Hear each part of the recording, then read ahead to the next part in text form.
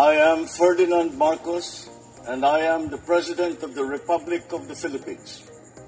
I stand today on behalf of 110 million Filipinos. Everyone, hello universe, it's me again. Shout out sa inyo mga kababayan. Kumusta na po kayo? Today is November 16, 2025. Ayan ha. Kitang-kita nyo naman ang rally ng INC mga kababayan. Pero hiniling ko rin po, tuloy-tuloy po ang panalangin para sa protection and safety sa ating mahal na Pangulo, and of course kapayapaan at pagkakaisa, no? At walang gulo na mangyayari sa 3 days rally ng INC. Ipagdasal natin sa Panginoon na harangan niya ang may mga plano para sa destabilisasyon laban sa Pangulo. Suportahan natin mahal na Pangulo mga kababayan. Siya lang po ang pag-asa ng ating bansa. Wala na po ng iba, no? Hindi po natin hayaan na mamuno ang isang pro-China. Delikado po tayo. Yan ang pinakaingatan natin. But anyway, sabi po dito mga kababayan, alam nyo, ito isa sa mga dahilan mga kababayan kung bakit lumabas si Saldico. So, sabi ko nga, konektado nga dito sa mga to, sapagkat pag si Saldico ay nagtagumpay, ay kinagat po ng taong bayan yan, no? At mapatalsik ang Pangulo, itong kaso ni Chis Escudero, ma-wash out lahat ito. Ibig sabihin mawala lahat yan. Kasi siyempre ang mamuno yung kaalyado, di ba? Pag yung kaalyado niya ang mamuno, sigurado yan. Lahat ng kaso mawala lahat yan. Maabsuelto lahat ng mga senador sangkot sa flood control issue. So sabi dito mga kababayan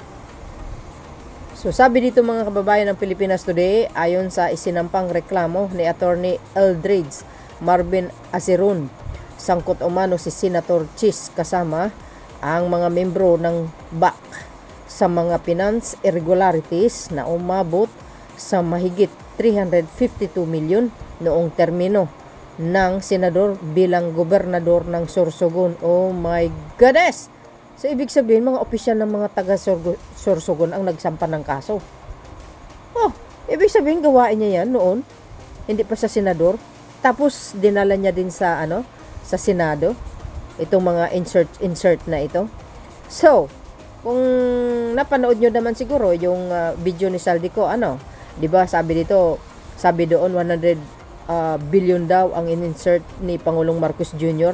Tapos 25% napunta kay Pangulong Marcos Jr. 'Di ba sabi niya 'yon? Kasi mga kababayan, yung statement niya na 'yon, yung 100 billion na 'yan, sa kanya po napunta 'yan. Ang tanong yung 25 totoo 'yun, sa kanya po 'yan. Ipinahid lang niya kay Pangulong Marcos Jr. For sure, baka 25% ang napunta sa kanya. Baka may kahati siya. 'Di ba? Ganun lang 'yun eh. Dahil may issue rin, ito si Chis Escudero nung panahon na 'yon, nagpunta doon sa House of Representatives. Mayroong mayroong tawag dito, may video, no? Pero pinabawalaanan niya yan na sinasabi niya wala naman daw problema pag pumunta doon sa House of Representative nung panahon na yon. So minsan maiisip ka din na yun na kaya yun nung panahon na yun, nung time ng nung 2025 well, who knows, sa isip ko lamang. Pero napabalita po yan, no? Yung pagpunta niya sa house. Ang tanong, sinong pinunta niya doon? Siyempre si Saldico. Kasi magkakilala silang dalawa. Tuloy, batay sa reklamo, ito ay dahil sa umano'y mga paglabag na tinukoy sa 2021 report ng Commission on Audit, which is ang COA, tungkol sa pamahalaang panlaliwagan ng Sorsogon. Oh my goodness. Naku mga bes, dubli-dubli ang kaso ni Chis Escudero. Ano ba yan? Kaso niya doon sa lugar niya, tapos ito na naman. Yung issue niya sa flood control. Oh my goodness. Ay nako, Senador Chis Escudero, ikaw talaga. Wala akong guys, no? Hindi ko na napanood si Heart ebanghelista sa sa social media. Ano kaya nangyari? But anyway, sabi dito, graph malversation complaints versus Senator Chis. Ayan. Inihain sa ombudsman. Goes. Patong-patong na reklamo. Kabilang ang graft and technical malversation, falsification at gross misconduct.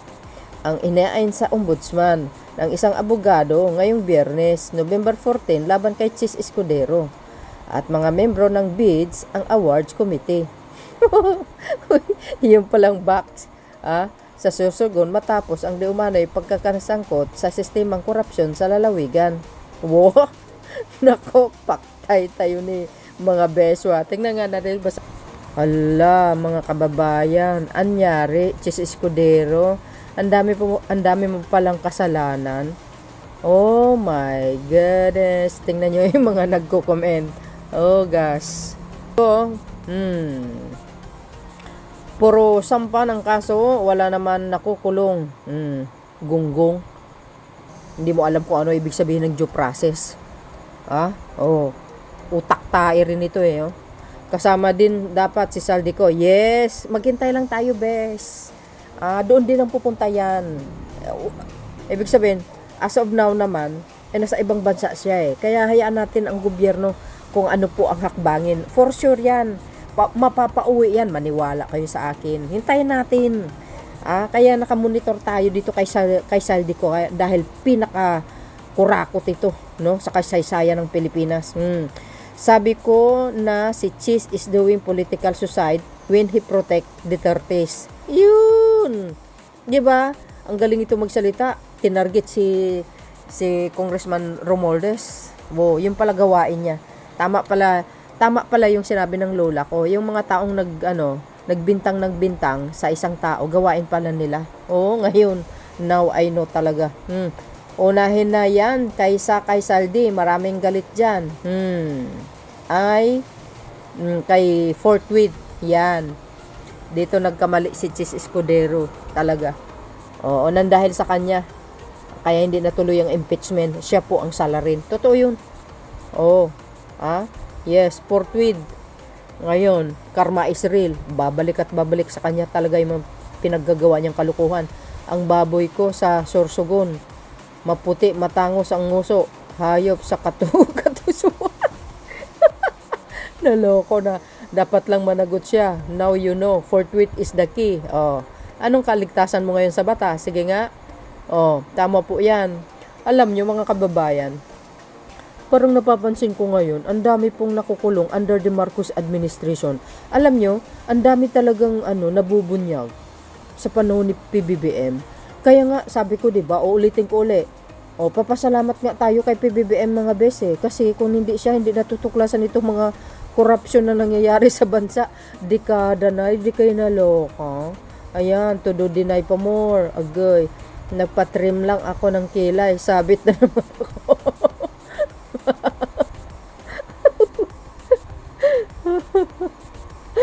Ay, pasaway ng mga nagko-comment guys. So yun mga kababayan. Kahit si diba, si Saldico, napansin nyo yung kilay niya? Nagpatato din.